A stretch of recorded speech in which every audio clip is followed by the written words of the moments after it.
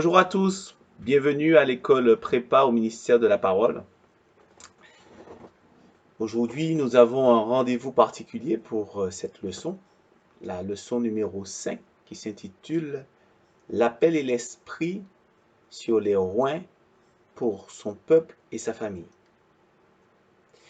Engagé dans cette première classe préparatoire de l'école, je vous invite encore à être attentif à l'enseignement qui va suivre, cet enseignement sur la parole qui nous enrichit jour après jour et nous rendons grâce à Dieu pour cela et nous bénissons son Saint-Nom. Je voudrais vous rappeler aussi qu'il ne faut pas négliger votre corps pendant ces trimestres d'enseignement parce que lorsqu'on étudie la parole, il faut penser à son corps.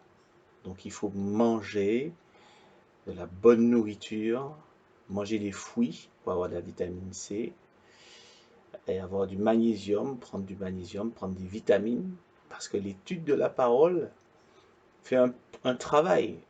Il y a un processus qui se fait au-dedans de nous. Et il ne faut pas négliger cela, il faut prendre tout cela en compte. Il faut s'accorder les temps de repos aussi. Donc, isolez-vous et recevez, délectez-vous de l'enseignement qui suit.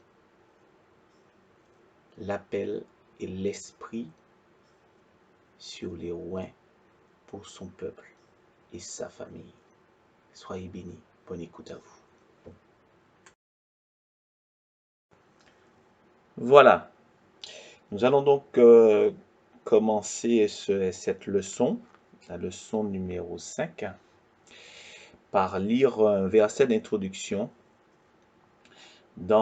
qui se trouve dans 1 Samuel au chapitre 9 du verset 3 au verset 21. 1 Samuel chapitre 9 du verset 3 au verset 21. Donc, ce chapitre nous parle de l'onction, de la onction qui est versée sur Shaoul, qui a été rejeté qu'on a vu par l'Éternel, et d'où a découlé le choix de David. Et ça, nous l'avons vu dans la leçon précédente, lorsque nous avons vu le thème l'onction versée sur les roins. Donc, cette leçon, ce chapitre, va nous permettre encore de voir ce qui est attaché à l'onction, l'esprit qui repose et l'appel qui repose sur le roin, qui est attaché à l'onction qui est versée par le prophète. Donc, je vous demande encore d'être attentif, puisque voilà, nous allons lire un peu plus longuement, un peu plus de la parole, donc le chapitre un peu plus long, parce qu'il faut prendre un peu le contexte, et qu'il y a beaucoup de choses qui sont révélées aussi à travers le contexte. Aucun mot dans la parole n'est mis par hasard. Voilà, le contexte est très important parce qu'il nous permet, nous, au jour d'aujourd'hui, de nous retrouver aussi par rapport à ce que nous avons à faire face. Allons-y donc, 1 Samuel, chapitre 9, du verset 3 au verset 21. Donc, les ânesses de Kis, le père de Shaoul, s'égarèrent et Kis dit à son fils Shaoul, « Prends avec toi l'un des serviteurs, lève-toi et va à la recherche des ânesses. » Shaoul traversa la région montagneuse d'Éphraïm et le pays de Shalisha, sans les trouver. Ils passèrent le pays de Shalaïm, et elles n'y étaient pas. Ils parcoururent le pays de Benjamin, et ils ne les trouvèrent pas. Ils étaient arrivés dans le pays de Chub, lorsque Shaoul dit aux serviteurs qui l'accompagnaient, « Viens, retournons chez nous, sinon mon père oubliera les ânesses et s'inquiétera pour nous. Le serviteur lui dit, il y a dans cette ville un homme de Dieu. C'est un homme estimé. Tout ce qu'il dit arrive à coup sûr. Allons-y donc. Peut-être nous fera-t-il connaître le chemin que nous devons prendre. Shaoul dit à son serviteur, mais si nous y allons, qu'apporterons-nous à l'homme de Dieu? En effet, il n'y a plus de provisions dans nos sacs et nous n'avons aucun cadeau à lui offrir. Qu'avons-nous? Le serviteur reprit la parole et dit à Shaoul, j'ai sur moi un peu d'argent, je le donnerai à l'homme de Dieu et il nous indiquera notre chemin. Quand on allait consulter Dieu, on disait autrefois en Israël, venez, allons trouver le voyant, celui qu'on appelle aujourd'hui prophète, s'appelait en effet autrefois voyant. Shaoul dit à son serviteur, tu as raison, viens, allons-y. Et ils se rendirent à la ville où se trouve l'homme de Dieu. Alors qu'ils montaient à la ville, ils rencontrèrent les jeunes filles sorties pour puiser de l'eau. Et ils leur demandèrent, le voyant est-il ici? Elles leur répondirent, oui, il est devant toi, mais dépêche-toi. Il est venu aujourd'hui en ville parce qu'il y a un sacrifice pour le peuple sur le haut lieu. Dès que vous serez entrés dans la ville, vous pourrez le trouver avant qu'il ne monte au haut lieu pour manger. En effet, le peuple ne mangera pas avant son arrivée, parce qu'il doit bénir le sacrifice. Après cela seulement, les invités mangeront. Montez donc, car vous le trouverez maintenant. Ils montèrent alors à la ville. Ils étaient arrivés au milieu de la ville quand ils rencontrèrent Samuel qui sortait pour monter au haut lieu.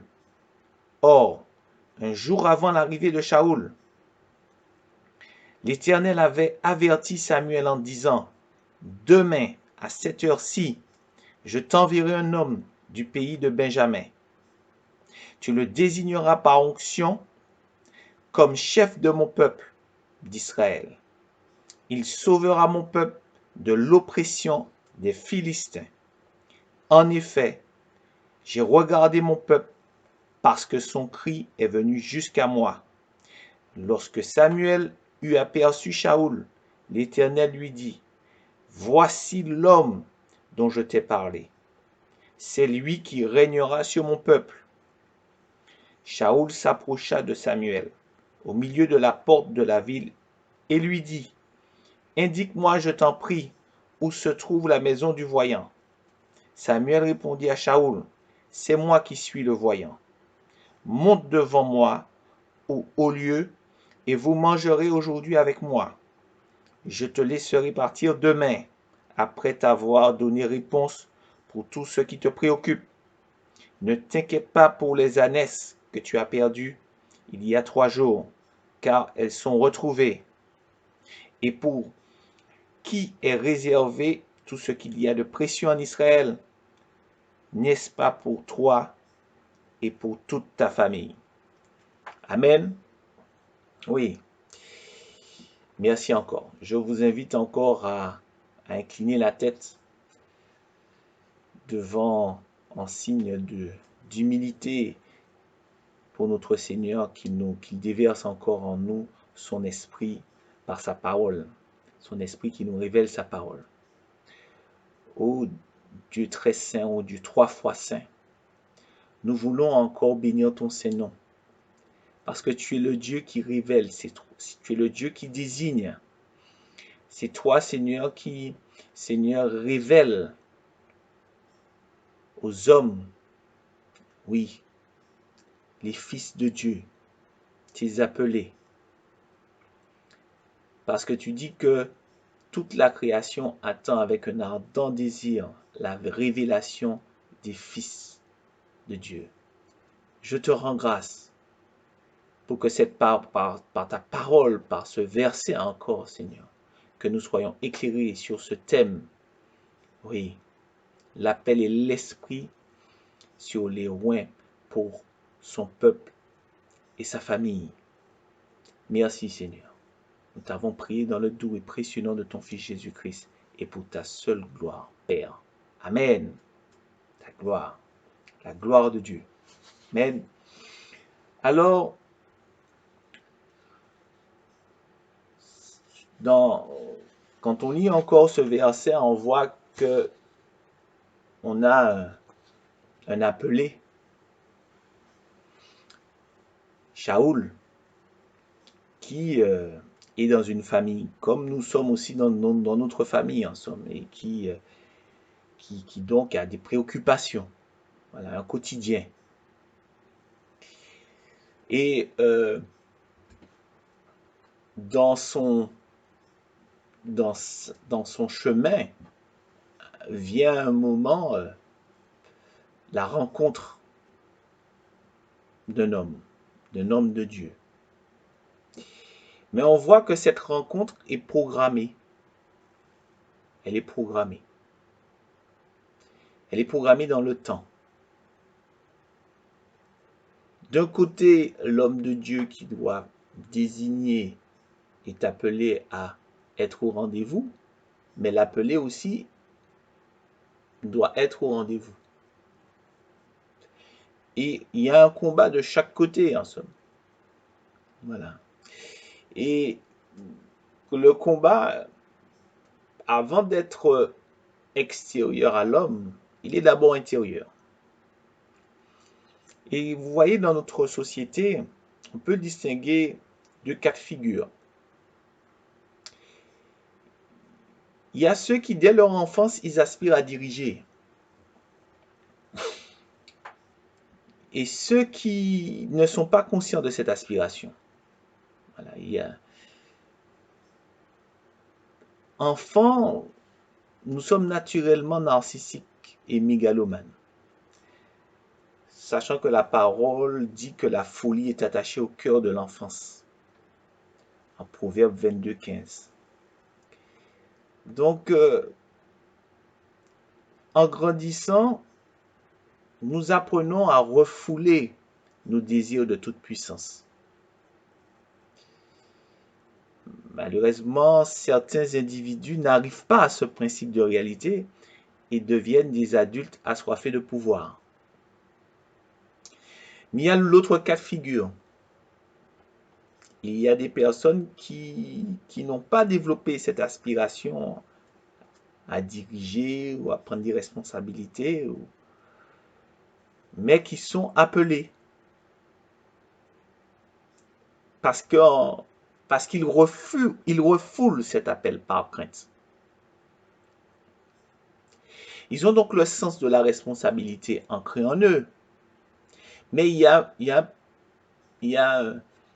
une crainte qui est là. Et cette crainte n'est pas insensée. Cette crainte, naturellement, elle est justifiable en somme. Parce que les responsabilités ont des incidences par rapport aux autres, parce que ce n'est plus uniquement nous. Quand on confie à des personnes le soin de diriger une entreprise, ou diriger un service, donc, et maintenant, diriger un ministère, avoir son ministère, c'est parce qu'il y a des personnes au bout. Et donc, quand on fait des erreurs et qu'il n'y a que nous qui est en jeu, et voire une partie de notre famille, voilà, donc on peut encore rectifier, ça fait moins de dégâts. Mais quand il s'agit d'un groupe beaucoup plus élargi, quand il s'agit d'une entreprise, quand il s'agit d'un peuple, à cause d'un peuple, là voilà, donc c'est sûr que on comprend que bon ben la crainte qui est associée à ça, c'est normal. C'est normal. Donc, naturellement, euh, on doit, on doit, on doit prendre conscience que il faut pas se voiler la face en se disant, mais non, tu dois pas avoir peur. Non, naturellement, c'est normal d'avoir peur, d'avoir des craintes. Voilà. Je dis dans l'homme, en somme. Et, et l'inverse, vous avez ceux qui, par contre, par contre, c'est l'inverse. Ils sont assoiffés. Et ça, ils sont assoiffés de ce pouvoir et autres parce que dès leur enfance, il y a eu des choses qui n'ont pas été réglées et ils ont cette soif de dominer et autres. Et ça, c'est malsain, en somme. Voilà. Mais pour ceux qui sont dans l'autre cas, comme on peut voir là à cet instant par rapport à ce passage, Shaoul, lui, on voit que lui-même, il est aussi, il est aussi lui-même dans un état où il entend des choses, il entend un appel, il entend et autres, mais il y a un combat. Et on va le voir parce que d'autant plus on va le lire, parce qu'on s'est arrêté au verset 20, mais on va jusqu'au verset 23 pour pouvoir étayer ce que je vais dire. Vous allez entendre sa réponse. Donc 1 Samuel 9 du verset 21 au verset 23. Shaoul répondit, ne suis-je pas benjaminite, membre de l'une des plus petites tribus d'Israël? Et mon clan n'est-il pas le plus insignifiant de tous ceux que compte la tribu de Benjamin? Pourquoi donc me tiens-tu ce discours? Samuel prit Shaoul et son serviteur et les fit entrer dans la salle et leur donna une place à la tête des invités. Il y avait là une trentaine d'hommes. Samuel dit au cuisinier, sers la portion que je t'ai donnée en te disant de la mettre à part. Donc, à travers la réponse de Shaoul,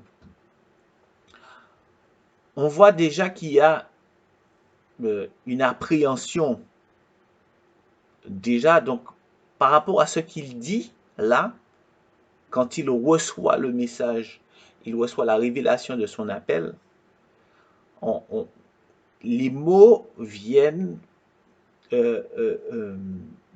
donner un combat déjà qu'il a intérieurement. Puisque quand on reprend l'histoire et on voit qu'il est appelé donc à aller, son père le mandate pour retrouver les ânesses.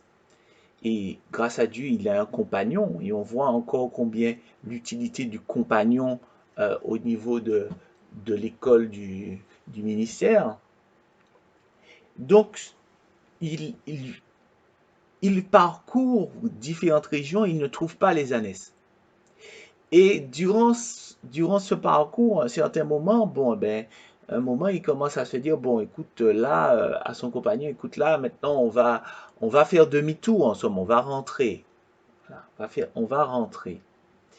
Et, et qu'est-ce qui l'interpelle? Pourquoi il en arrive là dans son combat intérieur? C'est parce que il, il pense au sentiment de son père. Il se dit, bon, mon père va, vu le temps, il va oublier les ânesses et puis maintenant, il va s'inquiéter pour nous. Et là, il se retrouve donc dans cette position à plutôt regarder les, les sentiments de son père que de regarder la cause perdue, les ânesses qui sont à retrouver. Mais grâce à Dieu, il y a le compagnon qui est là pour, euh, pour persister, à chercher, à aller jusqu'à trouver des solutions et autres. Et ça, on voit que l'Esprit de Dieu, il est là pour pouvoir conduire en somme, parce qu'il ne veut pas que Shaoul rate le rendez-vous. Mais intérieurement, il y a un combat chez Shaoul. Ce combat, et donc prend appui, donc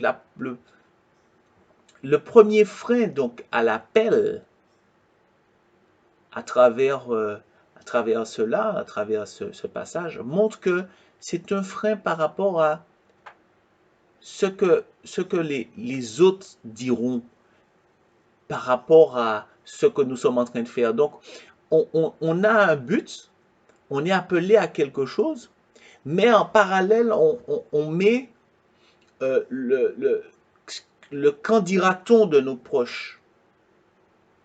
Donc, on est ballotté au tout début. Bon, on s'investit, on court vers ce que l'esprit nous amène à faire. Mais en cours de route, comme on a toujours le parallèle, on fait toujours référence. Ah, mais que vont-ils penser et autres. Et arrivé un moment où il faut mettre un peu plus de persévérance, eh ben, hop, on bascule. Donc, c'est lié à la peur d'être rejeté de nos proches, d'être incompris par rapport à l'appel. Quand on est déterminé à aller vers le but que Dieu nous donne, forcément, il y a une incompréhension de nos proches qui ne sont pas investis du même esprit. Donc, lorsqu'on garde le regard posé sur le qu'en dira-t-on et la peur d'être rejeté de nos proches, il est clair que c'est un frein. Et pour vous dire, pour symboliser, le ministère, c'est comme une voiture. Votre ministère, le ministère que Dieu vous donne, c'est une voiture qui vous permet de vous déplacer, bien sûr, parce que le ministère est en mouvement, et qui vous permet d'aller toujours de l'avant, en somme, et même de transporter du monde.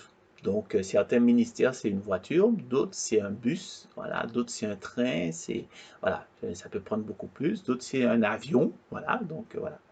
Et vous voyez, par rapport à la voiture, pour symboliser la peur d'être rejeté des autres et d'être incompris, c'est comme si vous conduisiez avec le pied sur la pédale de frein.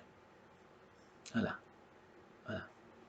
Vous voulez avancer, mais chaque fois que vous pensez donc à, à vos proches qui risquent de ne pas vous comprendre dans les décisions que là où l'esprit veut vous amener, c'est le frein. Vous mettez le pied sur le frein. Ça, c'est son premier, on voit donc, voilà, la première crainte.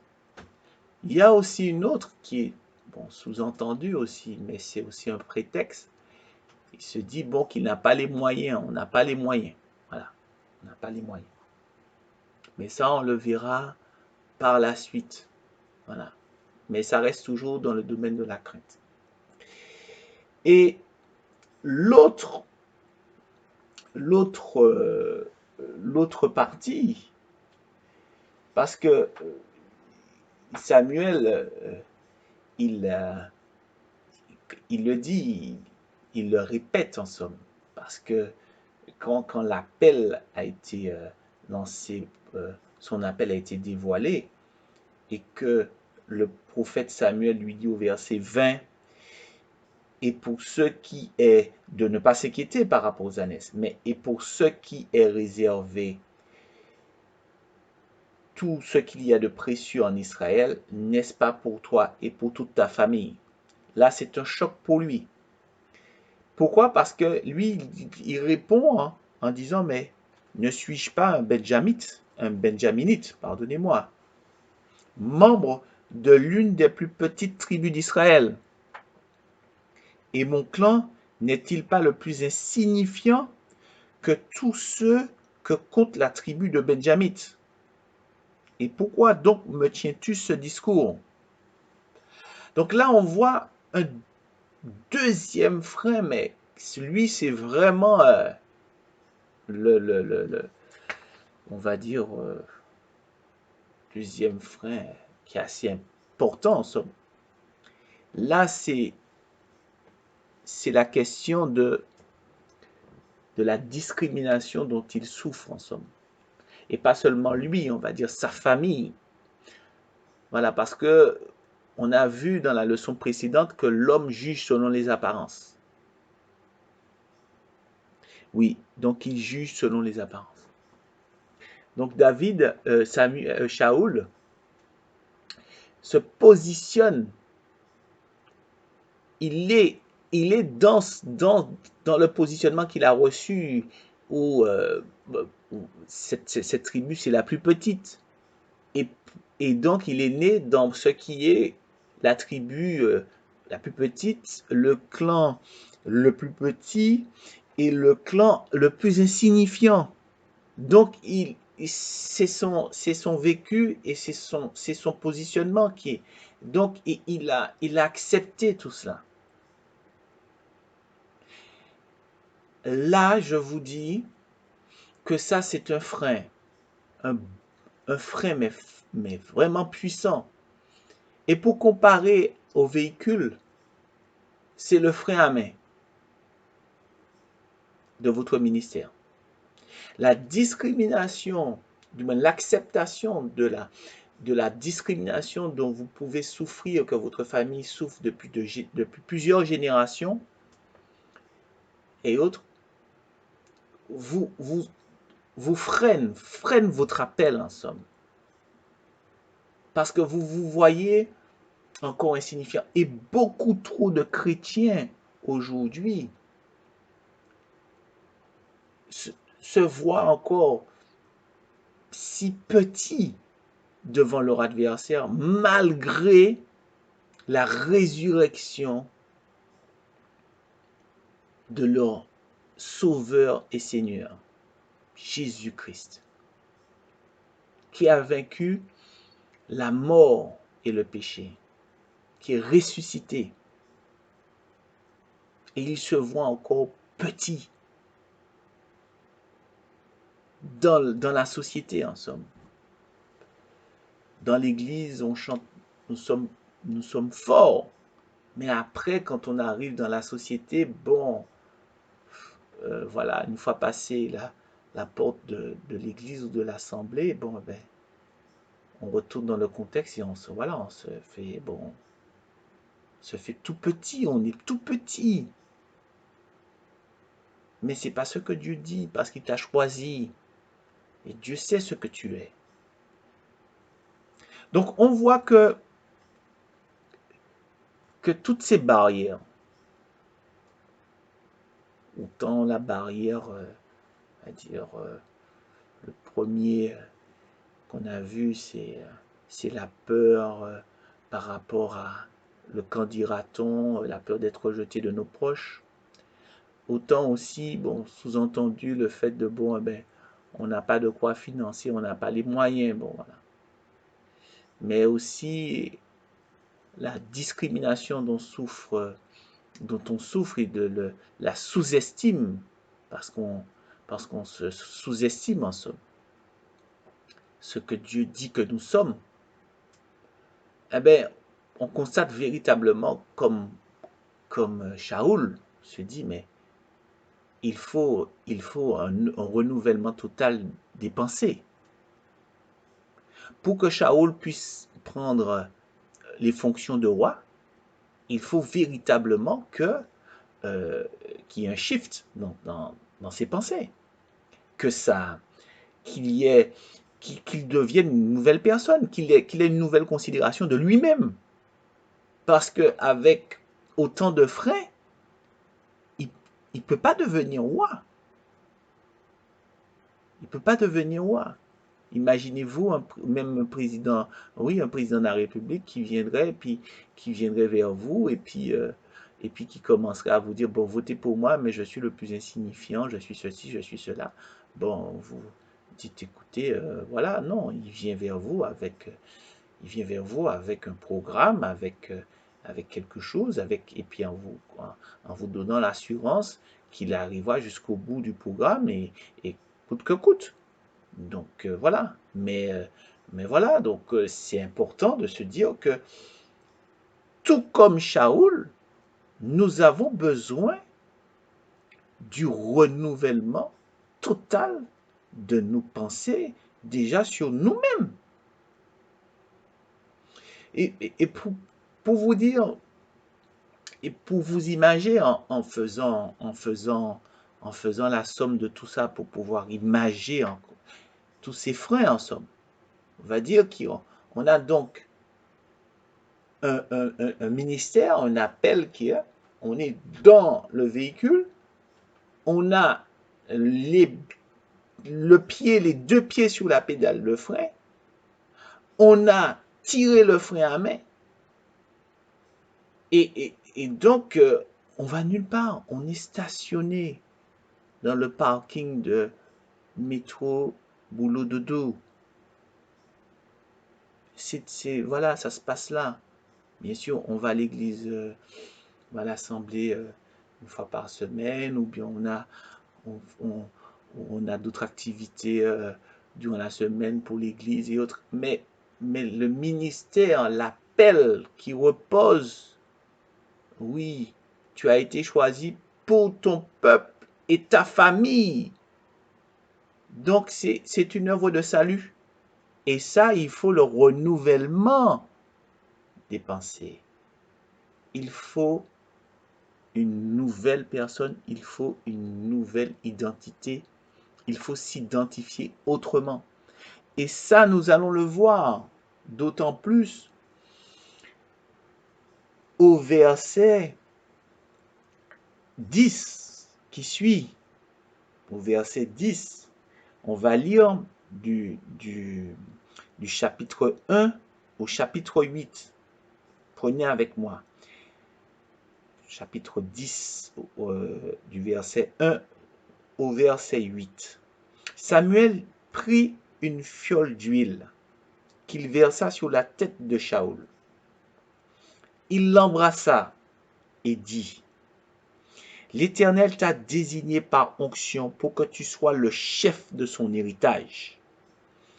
Aujourd'hui, après m'avoir quitté, tu trouveras 2 hommes près du tombeau de Rachel sur la frontière de Benjamin, à Tel-Chash. Ils te diront: les ânesses à la recherche desquelles tu es allé sont retrouvées. Maintenant ton père ne pense plus aux ânesses, mais il s'inquiète pour vous. Il dit: que dois-je faire au sujet de mon fils? De là tu iras plus loin, et tu arriveras aux chênes de Tabor, où tu rencontreras 3 hommes en train de monter vers Dieu à Bethel. Ils porteront l'un 3 chevreaux, l'autre 3 gâteaux de pain, et l'autre une outre de vin. Ils te demanderont comment tu vas, et te donneront 2 pains. Tu les accepteras de leur part. Après cela, tu arriveras à Gibéa Elohim, où se trouve une garnison de Philistins. En entrant dans la ville, tu rencontreras une troupe de prophètes qui descendent du haut lieu, précédés du luth, du tambourin, de la flûte et de la harpe, et qui prophétisent. L'Esprit de l'Éternel viendra sur toi. Tu prophétiseras avec eux et tu deviendras un autre homme. Lorsque ces signes se seront réalisés pour toi, fais ce que tu trouveras à faire, car Dieu est avec toi. Amen. Donc, on voit, comme il est dit, que Samuel, lorsqu'il a versé l'huile sur Shaoul, l'Esprit de l'Éternel est descendu sur Shaoul et l'a conduit vers une autre dimension. Premièrement, sur sa route, il fait face encore une fois à l'inquiétude de son père. C'est encore un test. Il dit: tu trouveras 2 hommes près du tombeau de Rachel. Et ils te diront, bon voilà, ton père s'inquiète pour vous. Et il est en train de s'inquiéter. Il dit: que dois-je faire au sujet de... Mais il doit continuer. Et l'Esprit de Dieu l'amène à continuer. Et donc, il doit suivre les directives que lui donne Samuel.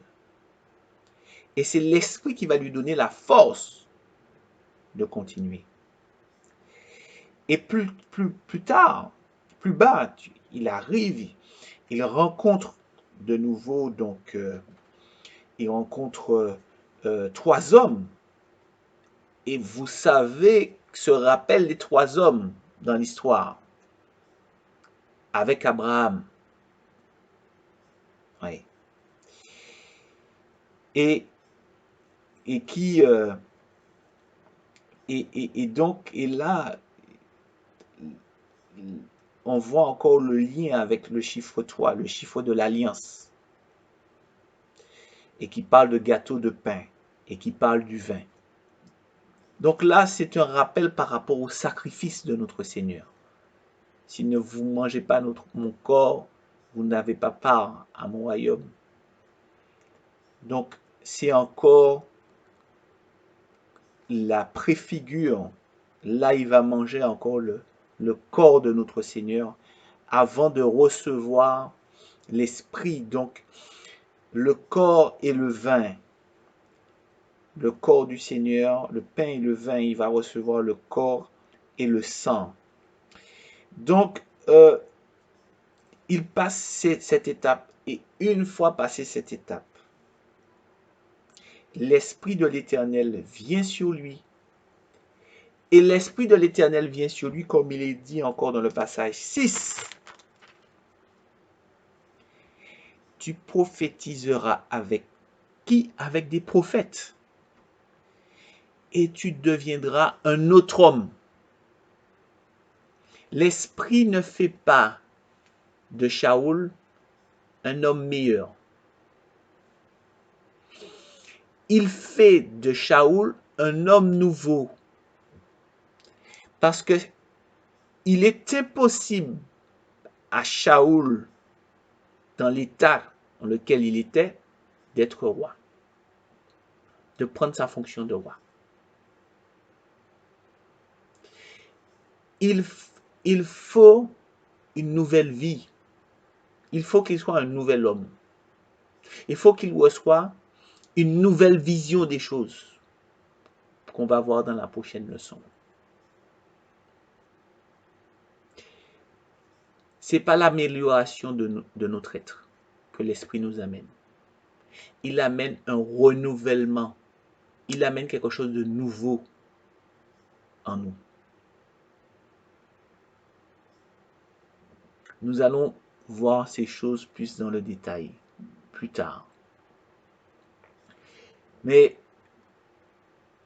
pour l'heure, ce qui est vraiment à souligner, c'est que l'appel et l'esprit sur les oins, c'est pas non seulement pour le salut du oin, c'est pour son peuple et sa famille. Sa famille.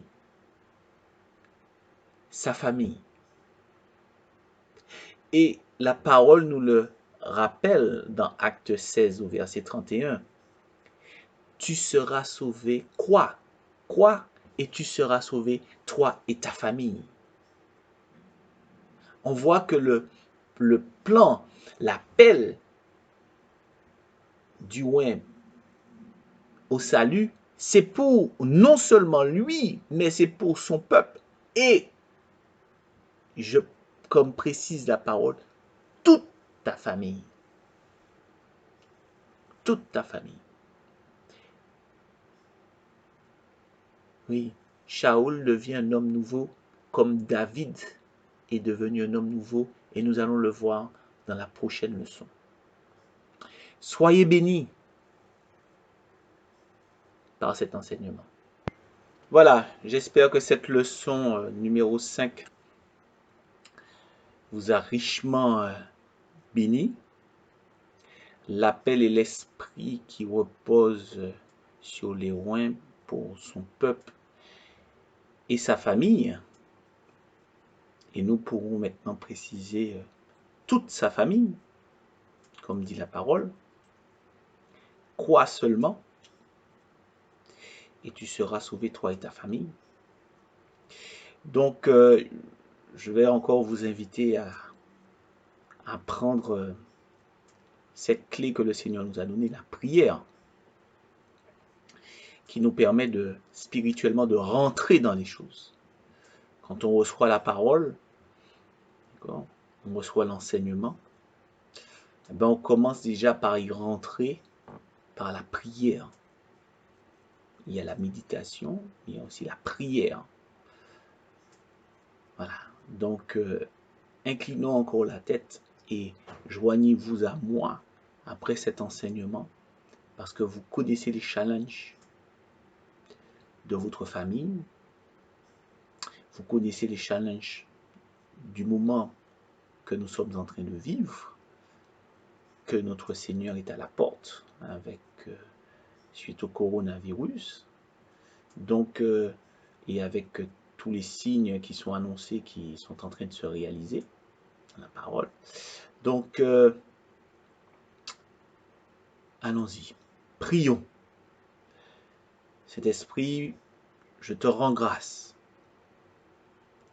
Saint consolateur, notre défenseur, l'esprit de Jésus. Oui, tu fais de nous des hommes et des femmes nouveaux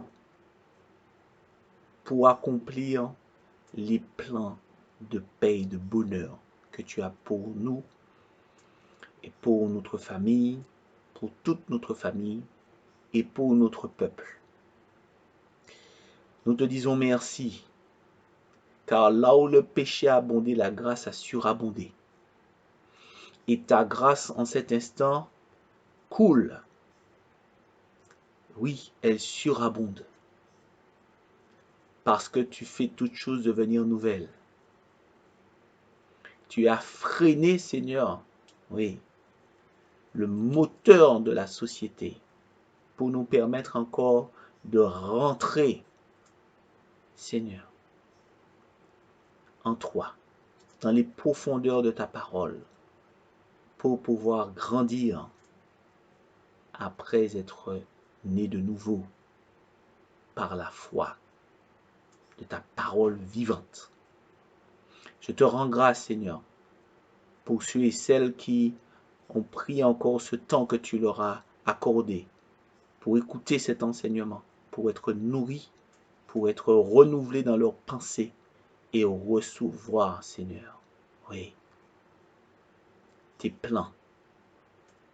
Oui, parce que tu es la source de vie. Et tu nous donnes, Seigneur, ces plans que tu as formés pour nous, des plans de paix et de bonheur et non de malheur, que tu as formés, que tu as inscrits en nous avant même la fondation du monde. Nous voulons te rendre grâce, nous voulons élever le nom qui est au-dessus de tout autre nom, le nom de Jésus-Christ, qui fait trembler toute oppression, toute opposition.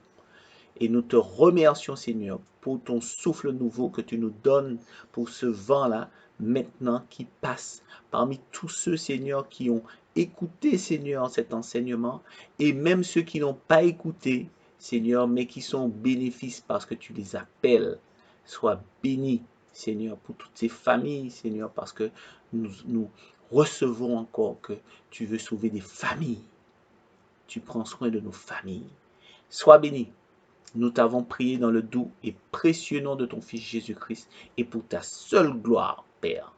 Amen. Amen. Soyez bénis et à bientôt pour la prochaine leçon.